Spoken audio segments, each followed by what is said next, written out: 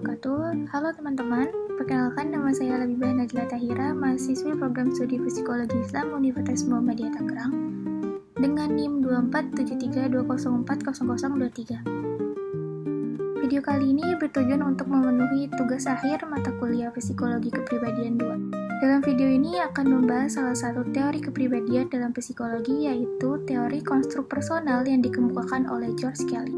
Sebelum kita mengetahui definisi dari teori konstruk personal, biografi tokoh, konsep dasar teori, 11 prinsip teori, alangkah baiknya kita membahas satu kasus untuk mendapatkan gambaran dari teori konstruk personal.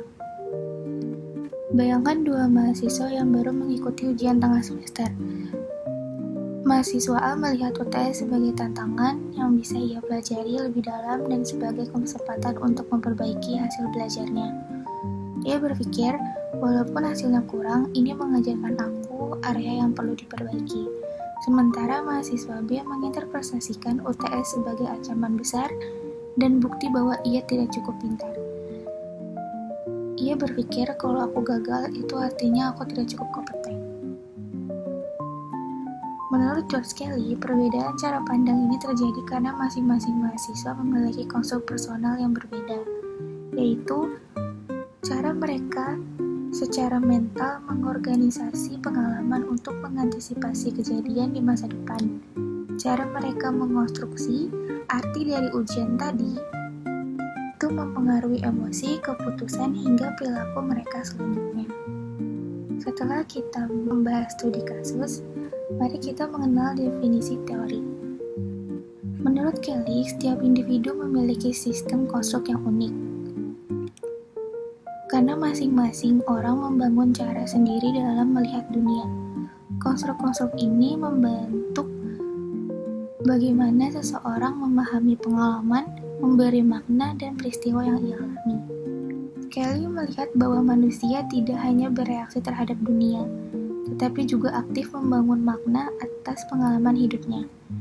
Dari sinilah Kelly memandang manusia sebagai ilmuwan kecil, yaitu individu yang terus mencoba memahami dunia, membuat prediksi, dan menguji apakah prediksi tersebut sesuai dengan kenyataan. Karena kita sudah mengetahui definisi dari apa itu teori konstruk personal, kita juga harus mengenal pencetus teorinya, yaitu Kelly. Siapa itu Kelly? George Kelly adalah seorang psikolog asal Amerika Serikat yang lahir pada 28 April 1905 di Perth, Kansas, dan wafat pada 6 Maret 1966 di Cambridge, Massachusetts.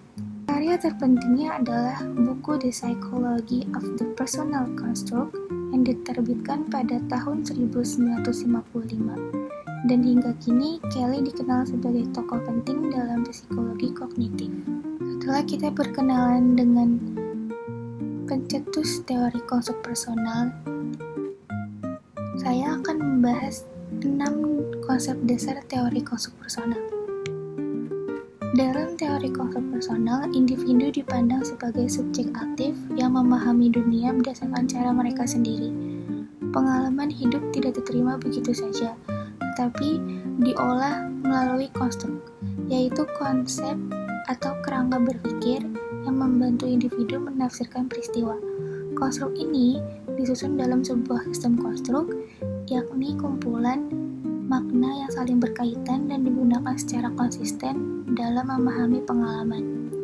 Individu menafsirkan pengalaman melalui polaritas, yaitu pasangan makna yang berlawanan, seperti baik dan buruk atau kuat dan lemah, sehingga mereka dapat membedakan dan memberi arti pada kejadian yang dialami. Seluruh konstruk yang dimiliki seseorang membentuk repertori konstruk yang mencerminkan cara khas individu tersebut dalam memandang dunia. Ketika individu menghadapi pengalaman baru, mereka akan mengalaminya melalui proses eksperiensasi, yaitu menafsirkan pengalaman tersebut menggunakan konstruk yang sudah ada. Namun jika pengalaman baru tidak lagi sesuai dengan cara pandang lama, individu akan melakukan rekonstruksi, yakni mengubah atau mengganti konstruk agar pemahamannya terhadap pengalaman menjadi lebih relevan. Secara keseluruhan, teori menekankan bahwa pemahaman individu terhadap realitas bersifat subjektif, dinamis, dan dapat berubah seiring pengalaman hidup. Oke, selanjutnya kita akan membahas 11 prinsip teori konstruk personal. Yang pertama itu ada construction theory, yaitu konstruk. Manusia itu memahami kejadian sekarang dengan melihat pola dari pengalaman masa lalu. Apa yang pernah terjadi sebelumnya dipakai sebagai acuan untuk memahami dan memprediksi kejadian baru. Contohnya, seseorang yang pernah gagal dalam presentasi akan merasa gugup saat presentasi lagi karena mengingat pengalaman sebelumnya. Yang kedua ada individuality theory, keunikan individu. Setiap orang bisa menafsirkan kejadian yang sama dengan cara berbeda karena pengalaman hidup mereka tidak sama. Contohnya, satu mahasiswa menganggap dosen tegas itu mendisiplinkan, sementara yang lain itu menganggap menakutkan. Yang ketiga itu ada organization theory, pengorganisasian. Cara pandang seseorang tersusun rapih di dalam pikirannya. Ada yang dianggap paling penting dan ada yang kurang penting. Contohnya, seseorang lebih memprioritaskan kejujuran dibanding kepintaran di saat menilai orang lain. Yang keempat ada dinoktomi theory, yaitu dinoktomi. Manusia memahami dunia dengan dua kutub yang berlawanan, seperti baik dan buruk atau rajin dan malas. Contohnya, seseorang menilai temannya sebagai rajin karena dibandingkan dengan temannya yang malas. Yang kelima ada choice theory, pilihan. Manusia memilih cara pandang yang menurutnya paling aman dan paling membantu dalam menghadapi situasi. Contohnya, seseorang memilih berpikir, aku bisa belajar dari kesalahan agar tidak terlalu stres saat gagal. Yang keenam ada range theory, jangkauan. Setiap cara pandang hanya berlaku untuk situasi tertentu dan tidak bisa digunakan untuk semua kondisi. Contohnya, seseorang menganggap dirinya percaya diri saat bersama teman, tapi tidak saat berbicara depan umum. Yang ketujuh, ada experience theory, pengalaman. Pengalaman hidup dapat mengubah cara pandang seseorang terhadap diri sendiri maupun orang lain. Contohnya, orang yang awalnya pemalu bisa menjadi lebih percaya diri setelah sering berorganisasi.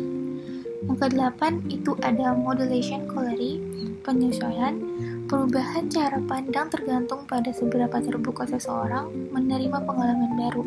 Contohnya, orang yang mau menerima kritik akan lebih mudah berkembang dibandingkan orang yang menolak masukan. Yang kesembilan ada fragmentation theory, keterpecahan. Seseorang bisa memiliki cara pandang yang saling bertentangan dalam situasi berbeda. Contohnya, seseorang bisa jujur di lingkungan keluarga, tapi berbohong di lingkungan kerja.